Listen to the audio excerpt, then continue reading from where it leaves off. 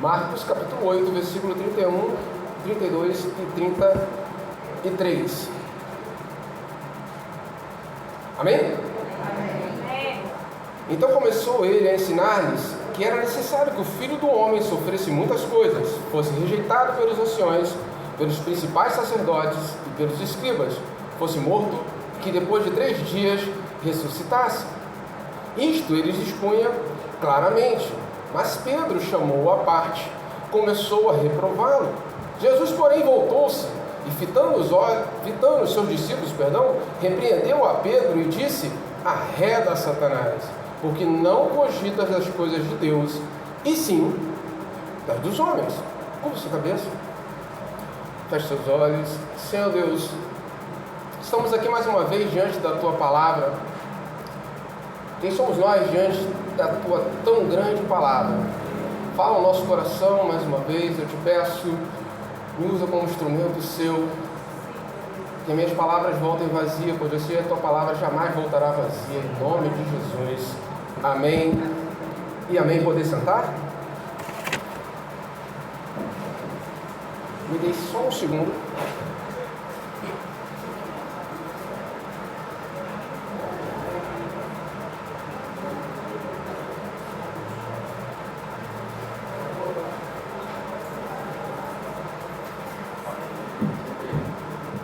Oi, agora é que foi.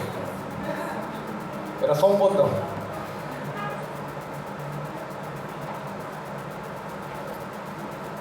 Alguém aqui não estava no planeta Terra nos últimos 30 anos e não assistiu o Coração Valente? Só se não tiver no planeta Terra nesses últimos 30 anos. Alguém não assistiu? Não perca essa oportunidade. O filme é muito interessante, concorreu a não sei quantos Oscars, foi aquela produção de altíssimo preço, dirigida e interpretada pelo Mel Gibson. Mas tem uma cena, aliás tem várias cenas, né, muito importantes. Uma me chama especial atenção para o que a gente vai falar hoje. Nesse filme, em uma determinada hora, o personagem do William Wallace, interpretado pelo Mel Gibson, ele passa em revista as suas tropas antes da batalha, se apresentando como o famoso William Wallace. Ele estava se apresentando como ele mesmo. No meio da multidão, um soldado diz: olha, você não pode ser William Wallace, ele tem 2 metros de altura, ele é isso. Ele fala, ele atira raios pelos olhos, não é verdade? Por quê? Porque esse soldado concebeu uma ideia de um herói do William Wallace tão poderoso, tão poderoso, tão poderoso, que quando ele está de frente com o William Wallace, ele não pode ser você. Não pode, não é verdade. Então aquele soldado havia projetado isso do William, e a realidade desafiou a sua perspectiva.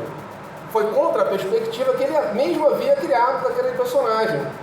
Então ele teve um choque de realidade e disse: não, você não é. Você não pode ser ele. Ele disse: tudo bem, beleza.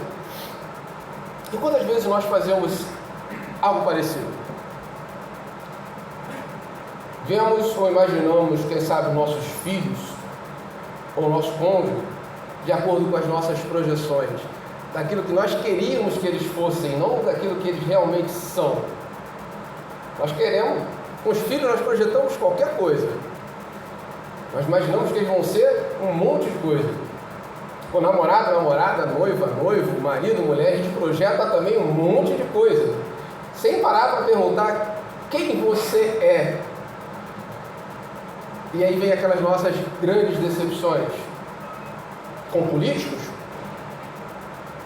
alguns chamam de mito, e nós descobrimos que não é nada disso. Projeções. Nós criamos os mitos na nossa cabeça, e quando estamos diante da realidade, nos chocamos com ela, ao ponto de dizer: não pode ser verdade. Não, você não pode ser ele. Você não pode ser o William Wallace. Você não pode ser o Superman. Você não pode ser. Nós não preocupamos com o que realmente é, mas com aquilo que nós queremos que aquilo seja. Idealizamos, pensamos e por vezes somos incapazes de compreender que as coisas são o que são. que eles são o que são. E o que isso tem a ver com o texto? O que isso tem a ver com a palavra à nossa frente? O texto nos mostra o perigo de estarmos caminhando com Cristo. Ora, os discípulos estavam caminhando com Cristo. Era isso que eles faziam o tempo todo. Se de fato conhecê-lo, apenas projetando um ideal de sua pessoa, muito diferente do que ele realmente é. Versos 31 e 32. Então começou ele a ensinar-lhes. Ele quem? Jesus. Então substitua ele por Jesus sem risco de ser heresia. Então começou Jesus a ensinar-lhes que era necessário que o Filho do Homem sofresse muitas coisas, fosse rejeitado pelos anciões, pelos principais sacerdotes, pelos escribas, fosse morto, e que depois de 3 dias ressuscitasse. E isto lhe expunha claramente, mas Pedro, chamando-o à parte, começou a reprová-lo. Jesus está dizendo, o próprio Jesus está dizendo, olha, é necessário que o Filho do Homem, eu, sofra, padeça, seja rejeitado, seja perseguido. E Pedro, munido da maior cara de pau desse mundo, Jesus, que é isso? Para de falar essas coisas, não é necessário nada disso. Leia de novo, se não é isso que ele está dizendo, em outras palavras. Claro que não vão colocar isso assim.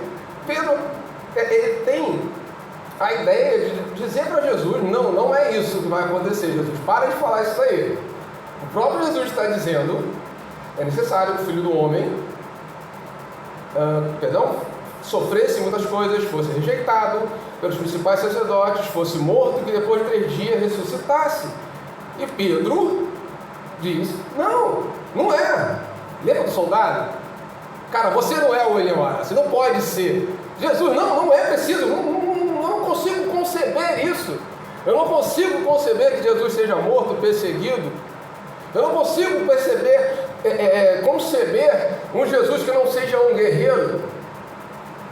Veja, toda a concepção dos judeus naquela época era aguardar um Messias ótimo, porém um Messias que fosse tal qual Davi, guerreiro, que pusesse fim à opressão romana, que pusesse fim ao governo mundano que dominava aquele lugar. Então Pedro estava tão inundado dessa concepção, que mesmo andando com Jesus já há algum tempo, conhecendo Jesus, tendo recebido ensinamentos de Jesus, vendo Jesus trabalhar, vendo Jesus falar, não conseguia conceber o verdadeiro Jesus, mesmo que esse estivesse na frente dele, olhando para ele, falando com ele. E é isso que está acontecendo. Jesus está à frente dele, olhando para ele e falando, é necessário que o Filho do Homem sofra. E Pedro conseguiu, ele entrou agora num choque de realidade tão profundo, que ele disse, não pode ser, não tem como, não faz sentido, porque realmente não faz sentido. Para a minha concepção mundana e humana, não faz sentido. Só que eu lamento lhe informar, meu irmão, ele não tem que dar satisfação nenhuma para mim ou para você. Ele é ele. E ponto final. Ele é o eu sou. Eu não sou nada. Ele não tem que me dar satisfação. Eu que tenho que entender o que ele é. E ele diz claramente.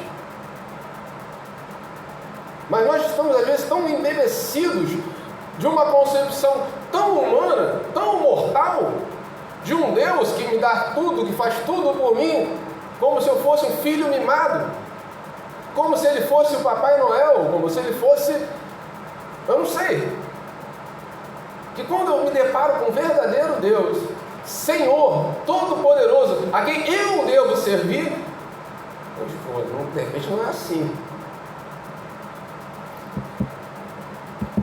Então Pedro, como aquele soldado, não podia conceber o mestre como o próprio mestre se apresentou. Mesmo Pedro não podia conceber que Jesus fosse diferente da imagem de herói libertador que muitos mestres daquela lei propagavam. Mas Jesus não é o que dizem. Ele é o que é. Ele é o Messias profetizado. Ele é o o servo sofredor. Vamos dar um pulinho rapidinho, Isaías 53.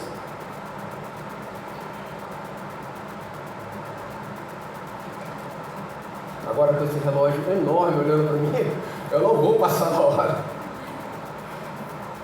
E ainda acho que quando der 10h30 vai abrir o alçapão, vai puxar e acaba. Isaías 53, versículo 1. Chegamos lá? Acompanhe por gentileza. Quem creu em nossa pregação? E a quem foi revelado o braço do Senhor? Porque foi subindo como renovo perante ele, e como raiz de uma terra seca. Não tinha aparência nem formosura, olhando-lo, mas nenhuma beleza havia que nos agradasse. Versículo 3. Era desprezado e o mais rejeitado entre os homens, homem de dores, que sabe o que é padecer, e como um de quem os homens escondem o rosto, era desprezado, e dele não fizemos caso. Essa é a descrição de um super-herói. Essa é a descrição do Batman, do Superman, do Rambo. Mas é isso que eles estavam esperando. Eles esperavam um guerreiro, um novo Davi, um novo Sansão, quem sabe? Só que eles tinham para receber aquele que era desprezado e mais rejeitado entre os homens. Contudo, eles internalizaram essa perspectiva de um Messias guerreiro.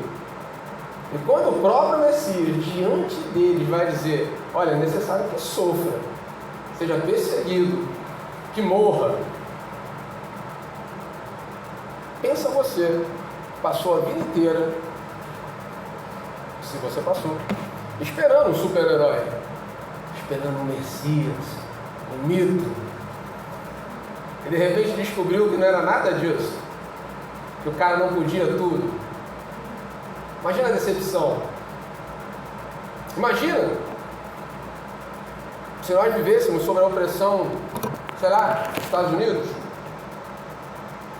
sem liberdade, e passassem gerações dizendo: vai chegar um cara que vai passar o rolo nos Estados Unidos. E de repente chega um cara e diz: olha, não vou fazer nada disso. Mais ainda, ame o seu inimigo, olhe por ele. Se ele te der um tapa, vire o outro lado. É difícil conceber que esse cara é aquele que me falaram.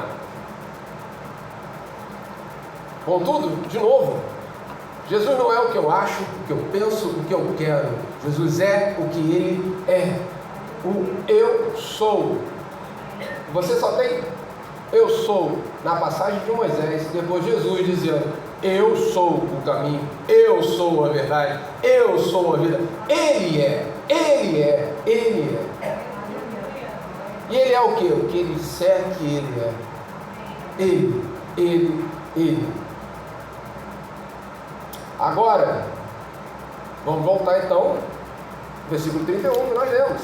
Lembrando do servo sofredor. Então começou ele, o próprio Jesus, a ensinar que era necessário que o Filho do Homem sofresse muitas coisas, fosse rejeitado pelos anciões, pelos principais sacerdotes, pelos escribas, fosse morto e depois de 3 dias ressuscitasse. Está batendo as informações aqui? Passagem de Isaías, o relato de Jesus, todas as informações batem. E eles conheciam, e eles sabiam. Jesus tem grande preocupação de que saibamos exatamente que Ele é e por que Ele veio. Ele não tem uma grande preocupação que você viva prosperamente, que a sua saúde seja perfeita, que a sua vida seja ótima, que você seja feliz. Isso diz o cara na televisão. A preocupação dele é se fazer conhecido, que você saiba quem Ele é e para que Ele veio. Essa é a preocupação dele. Vamos voltar um pouquinho, estamos em Marcos 8, lemos 31, vamos para o 27.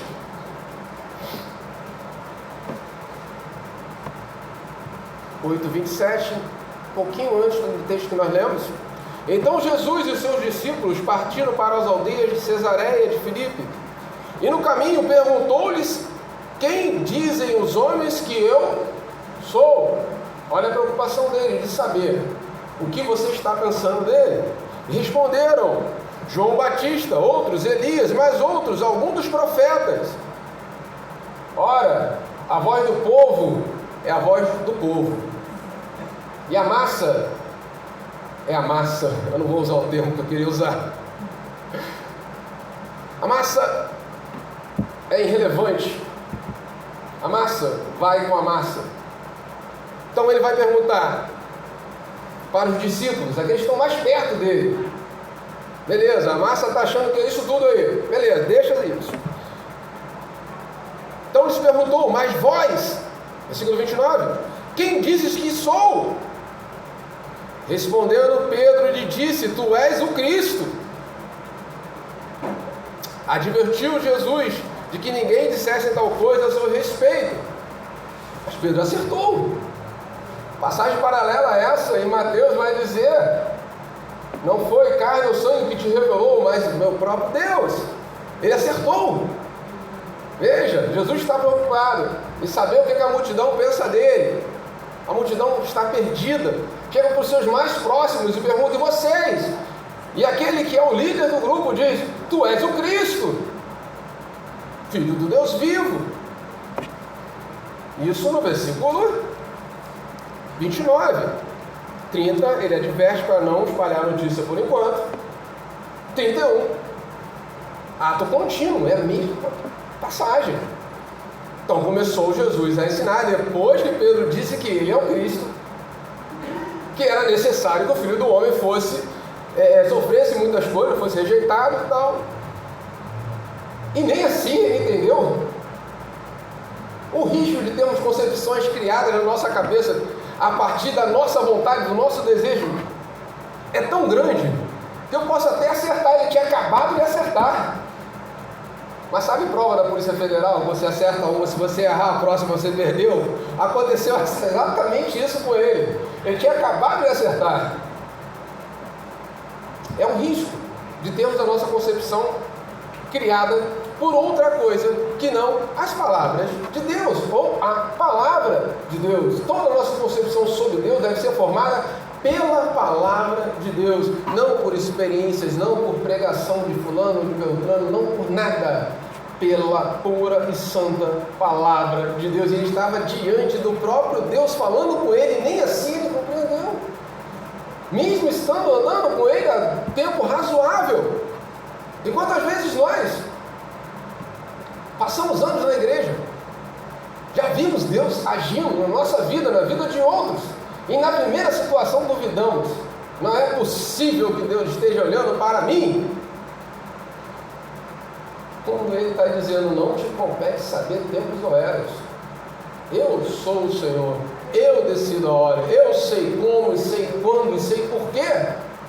Nós não sabemos, mas criamos expectativas que basta orar, levar uma rosa ungida para casa, fazer uma campanha, 318 pastores, cara, está resolvido o problema.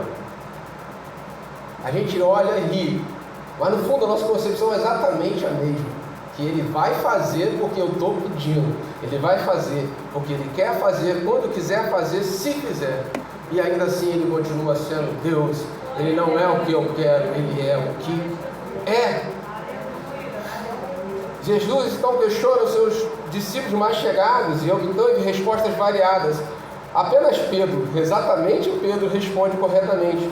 Mas como pode então esse mesmo Pedro tão rapidamente falhar tão miseravelmente?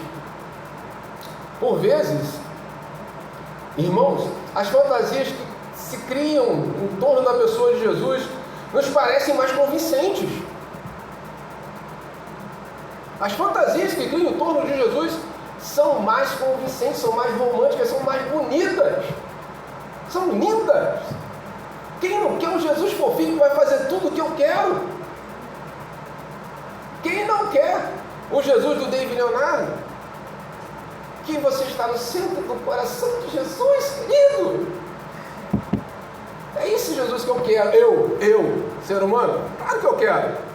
Que está dizendo: eu sou o cara. Está olhando para mim e falando, cara, tu é um cara.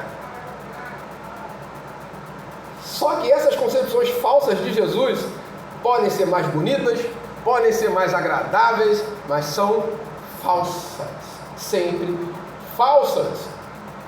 Segundo as palavras do pastor Steve Lawson, a Bíblia não é difícil de entender. Não é. Ela é difícil de engolir. É difícil de tragar. É difícil de aturar. Ela não é difícil de entender. A maioria das palavras aqui estão muito, muito claras. E como tem gente que duvida até hoje. Mas ela não é difícil de entender. É difícil de engolir. Jesus não se molda aos nossos padrões. Nós é que devemos nos moldar aos padrões dele. Ele não se molda à modernidade. Ele não se molda àquilo que eu acho que é a minha necessidade. Eu que me moldo aos padrões de Jesus, as necessidades que ele disse que eu tenho. Os judeus daquele período cresceram ouvindo falar do Messias guerreiro e libertador. Abrir mão dessa ideia, por mais enganosa que seja, poderia ter sido muito difícil, realmente era muito difícil para eles.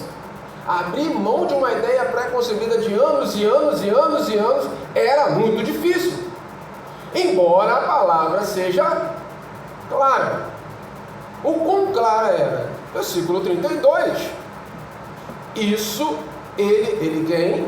Jesus expunha claramente, não tinha dúvida, ele era claro, límpido como um cristal. É isso que tem que acontecer. Ele expunha a palavra claramente, mas contudo, Pedro, chamando a parte, o reprovou.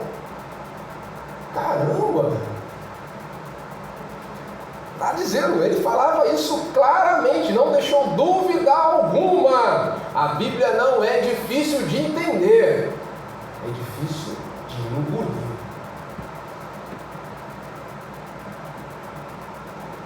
Os falsos profetas, ou a falsa mensagem, é muito mais agradável aos ouvidos humanos. 2 Timóteo 4, 3 e 4, não precisa ler, acredita, está lá, depois você confere. Pois haverá um tempo que não suportarão a sã doutrina, pelo contrário, cercar-se-ão de mestres segundo a sua própria cobiça, como que sentiram coceira nos ouvidos, e se recusarão a dar ouvidos à verdade, entregando-se a fábulas. Chegará um tempo, e já chegou, que não suportando a sã doutrina, cercar-se-ão de mestres segundo a sua própria cobiça. Eu tenho um sound service de igreja muito grande por aí. Tem a igreja do surfista, tem a igreja do funkeiro, tem a igreja de coisa que eu nem quero saber, tem a igreja do arco-íris. Então você pensa, tô nem aí.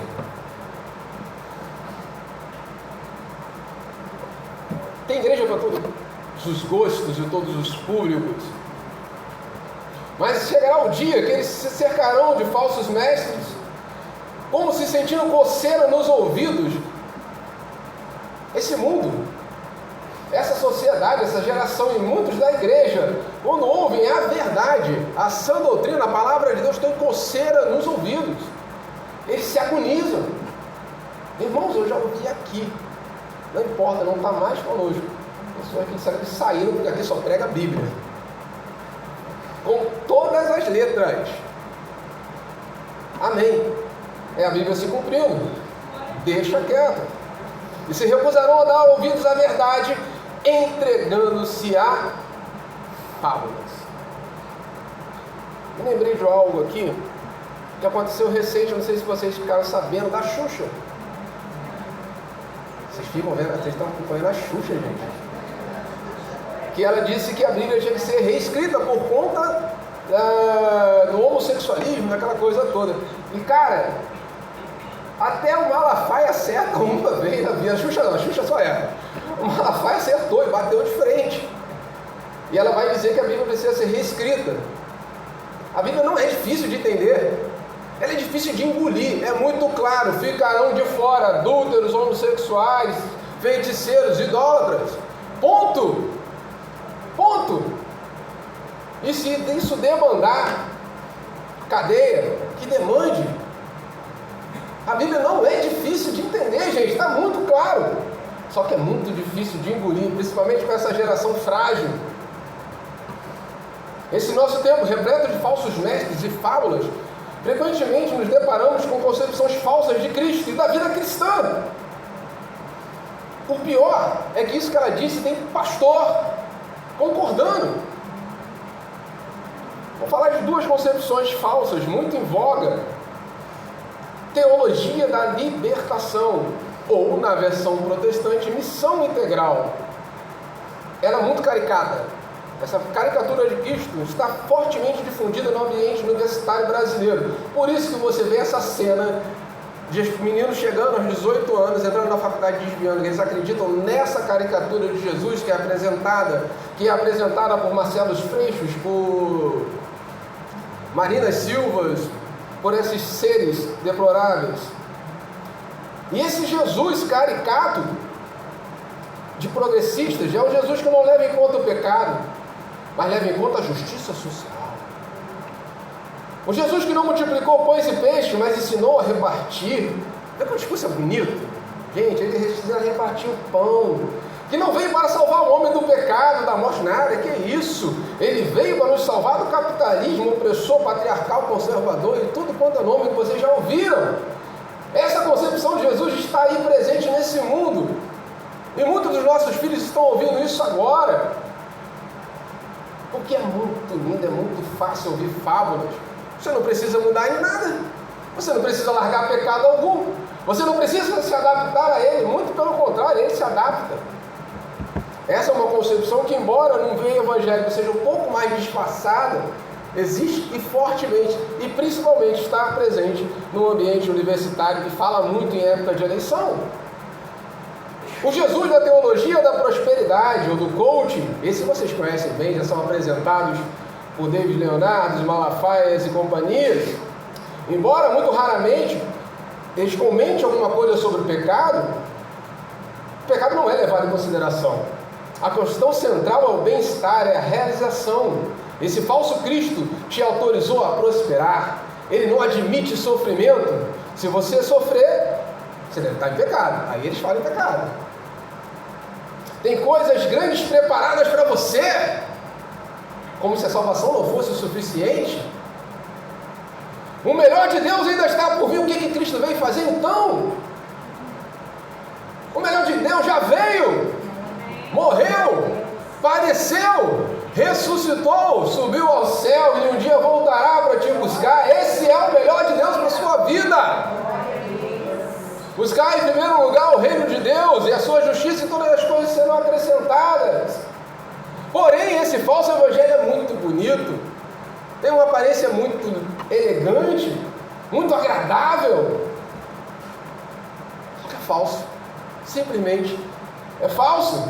Estamos cercados de Cristos feitos à nossa imagem e semelhança, e podemos correr o risco de, como aquele soldado do filme, de não reconhecer o verdadeiro Filho de Deus quando ele surgir na nossa frente. O verdadeiro Cristo estava na frente de Pedro, e Pedro ainda estava... Não é assim. Não é assim que a gente trabalha aqui nessa empresa, Senhor.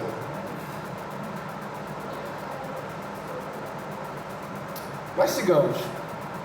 33. Jesus, porém, voltou-se, fitando os seus discípulos, repreendeu a Pedro e disse: arreda Satanás, porque não cogita as coisas de Deus, e sim dos homens.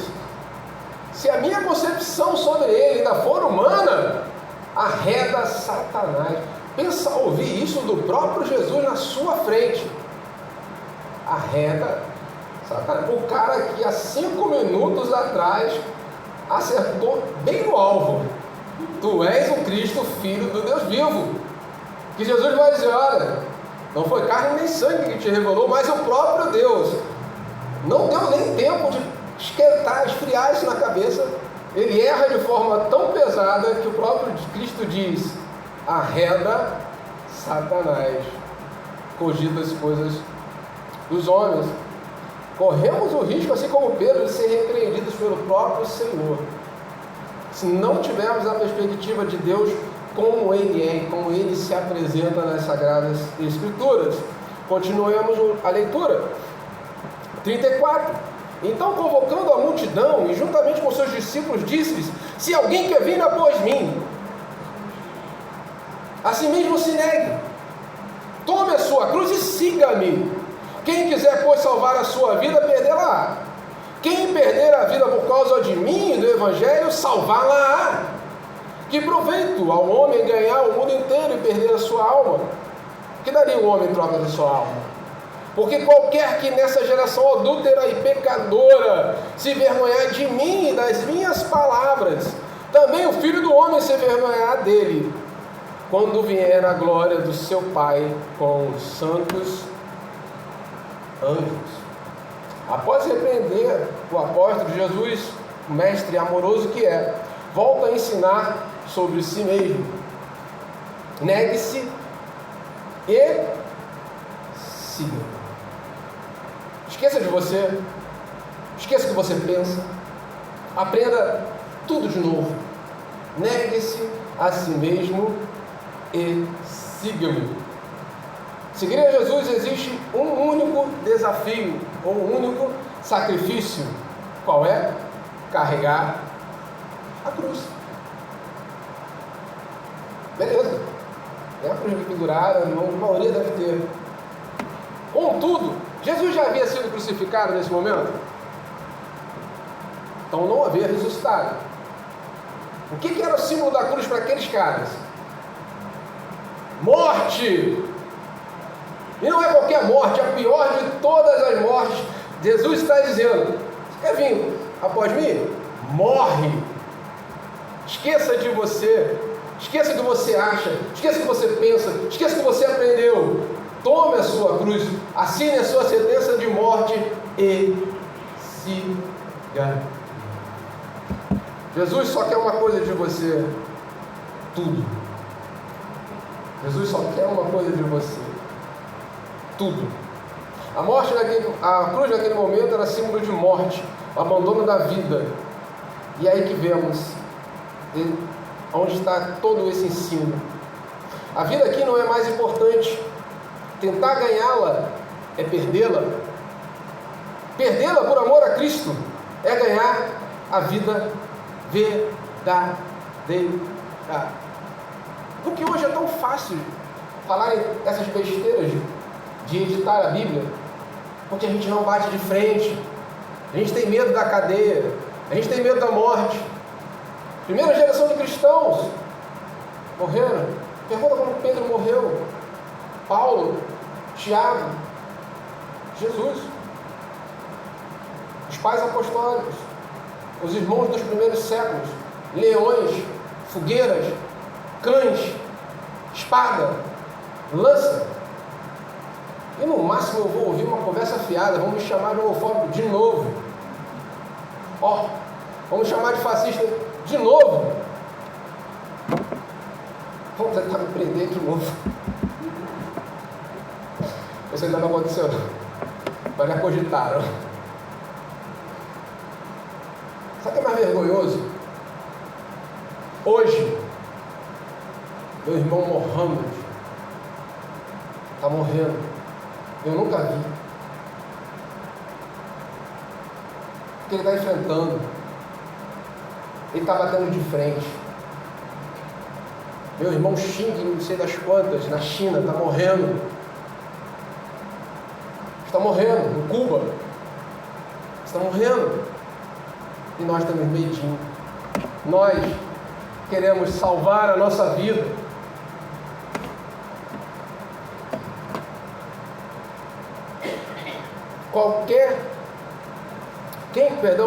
Quem quiser salvar a sua vida, perdê-la. Quem perder a vida por causa de mim, do Evangelho, salvá-la. Por isso o Brasil é uma igreja fraca, perdeu o dinamismo. Enquanto isso, irmãos estão sendo perseguidos e só crescem. Só crescem. Porque nós, cristãos brasileiros da modernidade, acostumados com ar-condicionado, com vida boa, não batemos de frente. Nós tememos perder a nossa vida. Olha, nem é a nossa vida física, é a nossa reputação. Quem quiser vir após mim, toma a sua cruz e simplesmente siga-me. Eu não sou um Jesus guerreiro, eu não sou um libertador, eu não vim trazer prosperidade para ninguém. Siga o verdadeiro Jesus. 36. Que proveito ao homem ganhar o mundo inteiro e perder a alma? Que daria o homem em troca da sua alma? Que me importa estar bem com esse mundo inteirinho? E no fim, ele olhar para mim e eu disser: Senhor, em seu nome eu curei, em seu nome eu preguei, em seu nome eu fiz e aconteci. Ele não diz que você não fez, ele diz: e daí? Apartai-vos de mim. Apartai-vos de mim.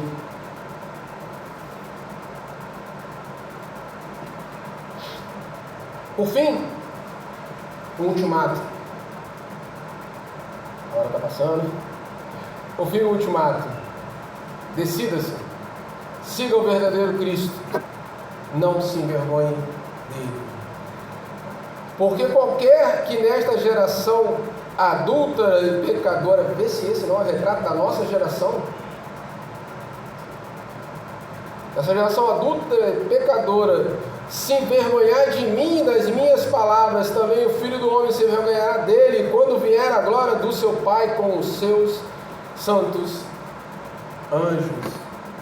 Decida-se pelo verdadeiro Jesus. Não se envergonhe dele. Entregue a sua vida. Padeça se necessário for. Siga-me. Toma a sua cruz e siga.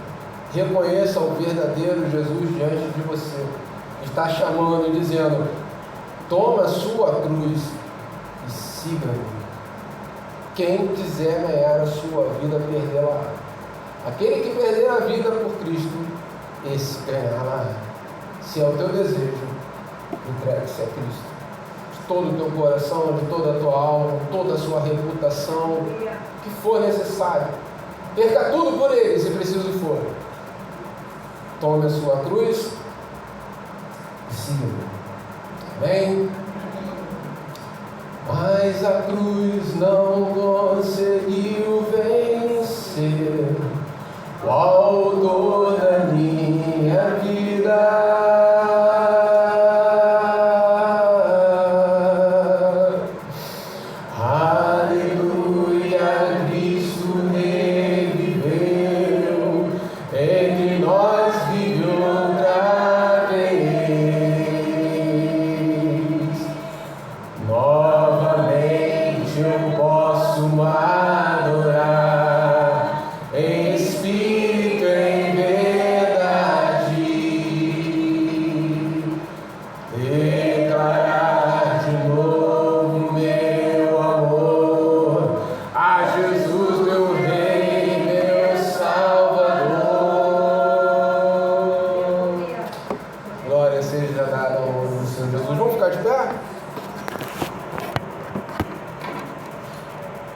Glórias a Deus.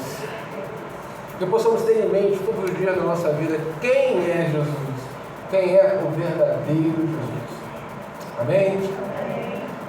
Senhor Deus e Pai, graças nós te damos, Senhor, pelos momentos que passamos aqui, Senhor, ouvindo, Senhor, lendo, aprendendo sobre a Sua palavra. Senhor, que ela crie raízes no nosso coração, que sejamos, Senhor, radicalmente transformados pela Sua palavra, que sejamos fortalecidos, Senhor, para tudo que acontecer nesse mundo, pelo poder da Tua palavra, o verdadeiro Cristo, que sofreu, padeceu, morreu, ressuscitou subiu aos céus, que certamente um dia voltará para buscar os seus, em nome de Jesus. Cremos nisso e aguardamos ansiosamente. Deus Todo-Poderoso, muito obrigado. Guarda, Senhor, a vida dos meus irmãos, os abençoa, leva em segurança para os seus lares, que eles tenham, Senhor, um final de semana abençoado, uma semana que começa abençoada, Senhor, na Tua presença. Tudo aconteça conforme a Sua vontade, Senhor, em nome de Jesus. Que o Senhor te abençoe e te guarde. Que o Senhor faça resplandecer sobre ti a luz do Teu rosto.